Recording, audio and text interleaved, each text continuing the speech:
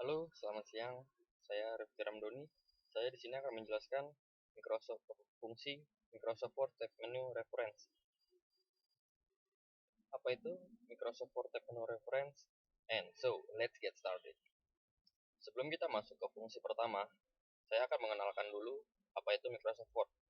Microsoft Word adalah sebuah program yang merupakan bagian dari paket instalasi Microsoft Office, berfungsi sebagai perangkat lunak pengolah kata, meliputi membuat, mengedit, dan memformat dokumen.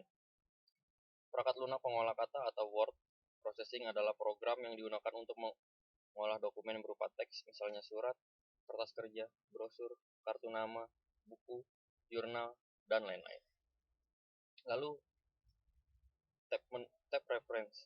Tab reference sangatlah sering digunakan untuk memberikan referensi atau rujukan yang berkaitan dengan dunia pembukuan.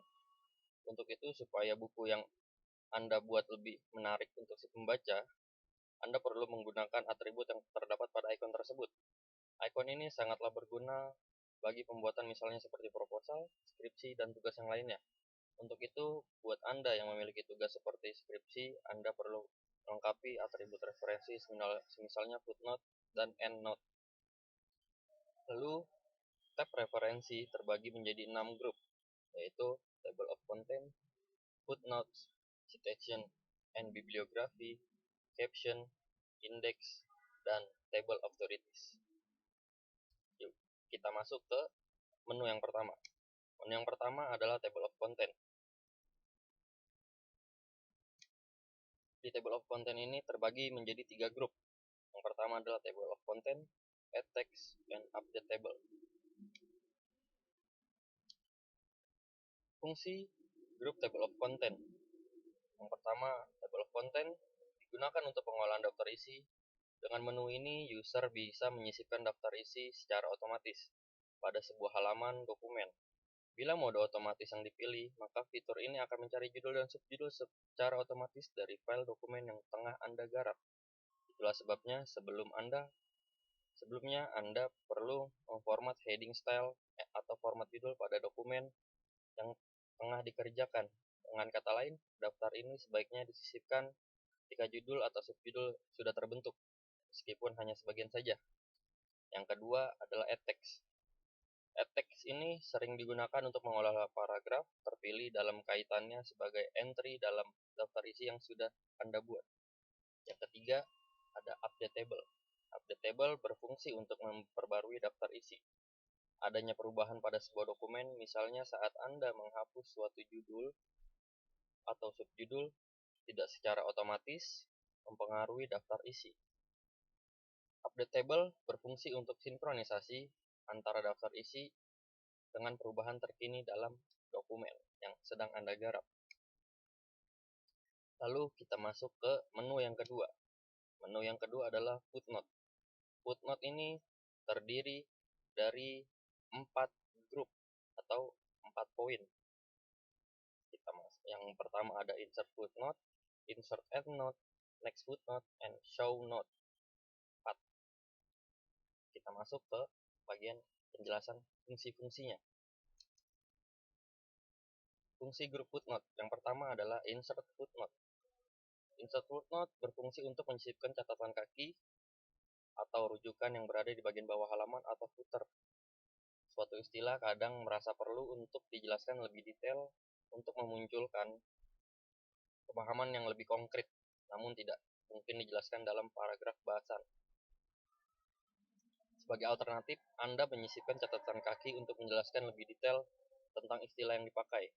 Aktifkan kursor di sebelah kanan yang dimaksud, lalu klik ikon ini, maka sistem akan membawa kursor ke bagian bawah halaman dan mempersilahkan Anda menuliskan footnote atau catatan kaki. Yang kedua, ada insert endnote. Insert endnote sering berfungsi untuk menyisipkan catatan di akhir bab. Namun demikian, cara penggunaannya sama. Bila perintah endnote diklik, sistem akan membawa Anda pada akhir bab dan mempersilahkan Anda untuk menuliskan catatan mengenai kata tertentu sesuai yang ditunjuk oleh kursor. Kita masuk ke poin yang ketiga. Next footnote. Next footnote ini berfungsi untuk memantau footnote dan endnote Icon ini memiliki down arrow. Bila diklik akan muncul playout yang berisi menu seputar pemantauan footnote dan endnote yang terdapat di seluruh file dokumen aktif.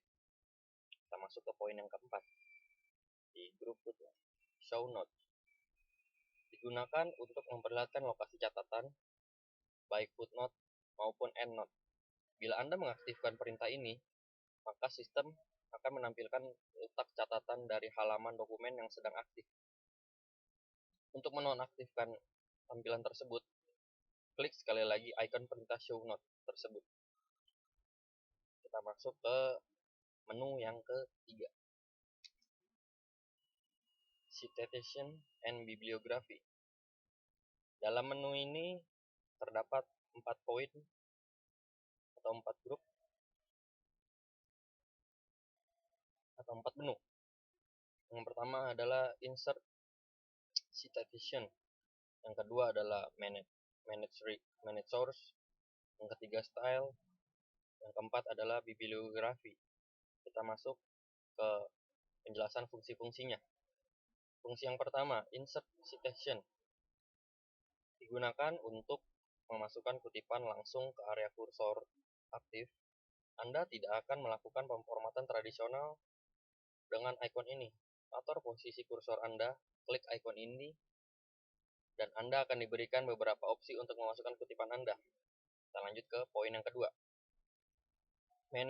Manage sources. Fungsinya yaitu untuk mengelola semua sumber kutipan yang sudah ditambahkan atau disisipkan ke semua file dokumen.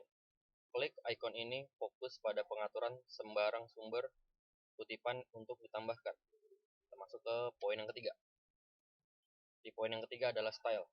Style berfungsi untuk memungkinkan Anda memilih bibliografi yang diinginkan.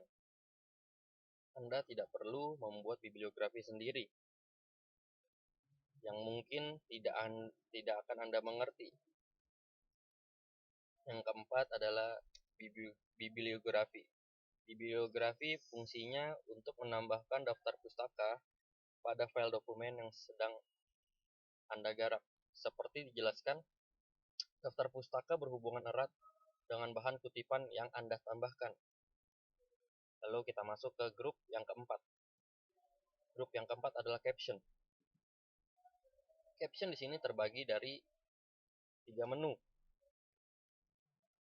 Yang pertama adalah insert table of figures, yang kedua adalah update table, yang ketiga adalah cross reference.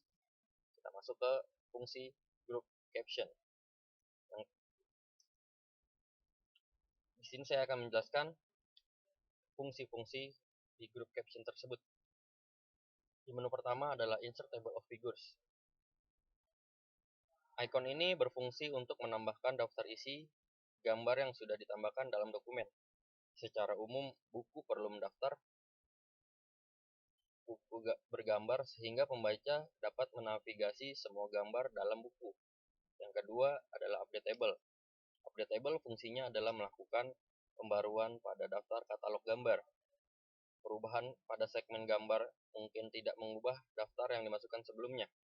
Misalnya, saya akan menambah atau menghapus gambar yang diilustrasikan. Dalam kasus lain, nomor daftar gambar mungkin kacau ketika memasukkan gambar baru di antara gambar lain. Icon reference table akan mengurutkan nomor indeks gambar. Kita masuk ke menu yang ketiga, cross reference. Cross reference ini berfungsi untuk melakukan dalam menambahkan referensi silang. Lalu bagaimana jika hal tersebut diulang dengan ratusan kali? Disinilah fungsi icon cross reference yang sebenarnya. Kita masuk ke menu yang kelima atau grup yang kelima adalah index. Index ini terdiri dari 3 menu. Yang pertama adalah mark entry, insert index, dan update index. Kita masuk ke fungsinya. Fungsi dari grup index. Dalam menu yang pertama, mark entry ini berfungsi untuk menandai masukan baru dalam dokumen. Saat mengedit tulisan, mungkin Anda akan dihadapkan pada situasi di mana Anda perlu membedakan antara kata masukan yang baru dengan kata yang lama.